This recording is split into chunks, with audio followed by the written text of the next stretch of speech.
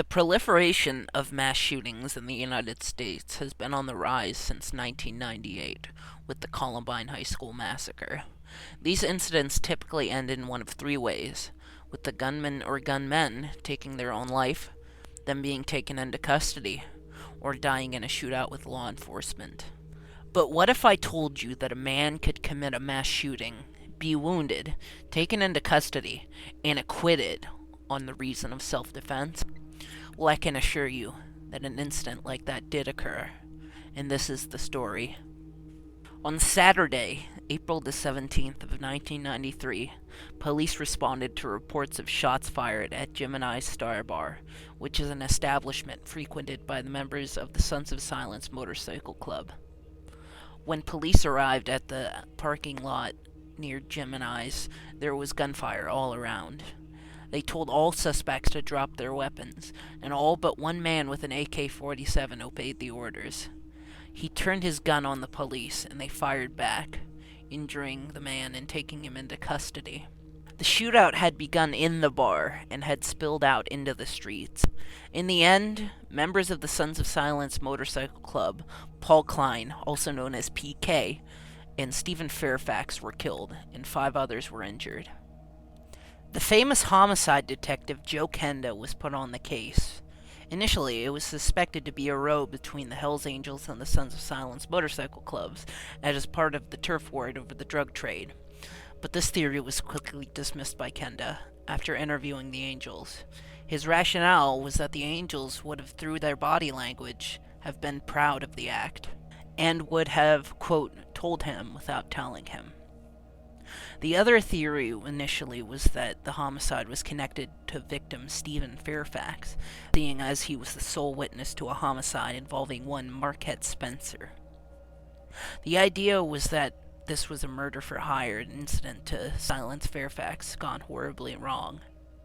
But when Spencer was interviewed, she was quite forthcoming about her involvement in the murder of her husband, and it was determined that she had no involvement in the shooting. The police then set their sights on Eugene Bayless, the man with the AK-47. The then 42-year-old man was living in a bunker outside of his mother's house, divorced from his wife who took his children, was a Vietnam veteran. And when they searched his bunker, they discovered 4 illegally modified assault rifles, several pistols, grenades, and even a homemade grenade launcher. The picture of what had happened at the bar had become clearer. This was no feud between bikers. This was a lone gunman.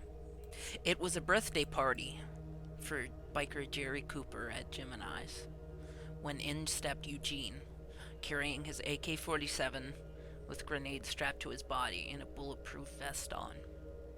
He walked up to the entrance and turned to Andrew Kiernan, who was standing outside with his girlfriend. Eugene looked at him and told him to get the hell out of here, entering the building and began aiming. Paul Klein and Alan Daniels rushed the gunman, attempting to wrestle the weapon away from him.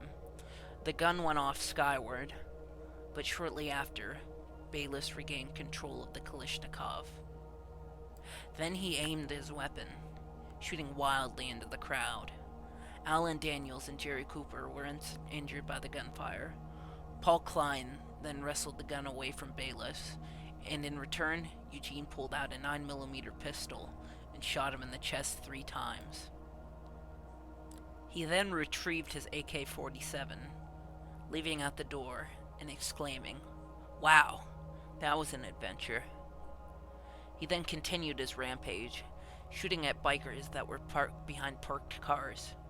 Andrew Kiernan was then injured by Eugene. Then, Stephen Fairfax pulled into the parking lot, unaware of what was going on. He attempted to reason with the shooter, and was then met with gunfire. A biker by the name of Jeff Martin then got out his .380 pistol out of his car and rounded a corner, firing at Bayless, but none of the shots hit him. Then, his rampage came to the end when he was injured. Then, the unthinkable happened. Eugene Bayless, after being charged and tried for 18 counts, including 2 counts of first-degree murder, was acquitted on all but 3 federal weapons charges. he was sentenced to only 3 years in prison.